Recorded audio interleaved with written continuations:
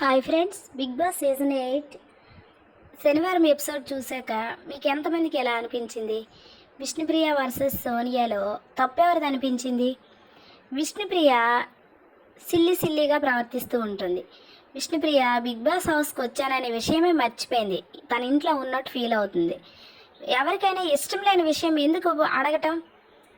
మనతో పడని వాళ్ళు మనం మంచిగా మాట్లాడినా వాళ్ళకి నచ్చదు. వాళ్ళకి నచ్చినప్పుడు వాళ్ళ పర్సనల్ స్పేస్ వాళ్ళకి ఇవ్వాలి. అంతేకాని పర్సనల్గా మాట్లాడుతూ ఒకప్పుడు నిఖిల్ అంటే ఇష్టం లేదు, ఇప్పుడు ఇష్టమా కాదా, ఈ మౌత్ పట్టుకొని పెద్ద బిల్డప్లు ఇచ్చి అడగటం ఎందుకు? విష్ణుప్రియ అడగటము తప్పే, సోనియా అంతగా రియాక్ట్ అవ్వడం కూడా తప్పే. ఏదో సిల్లీగా తీసుకోకుండా పెద్దగా రియాక్ట్ అయ్యి సోనియా కూడా ఒక పదము యూజ్ చేసింది, అడల్టరీ కామెడీ అని. అది చాలా తప్పు. ఎందుకంటే వీళ్ళు ఉన్నది వరల్డ్ ఫేమస్ ప్లాట్ఫామ్ మీద ఉన్నారు. ఎలా మాట్లాడుతున్నారు ఏంటో మొత్తం వరల్డ్ మొత్తం చూస్తుంది కదా, చూసుకొని మాట్లాడాలి.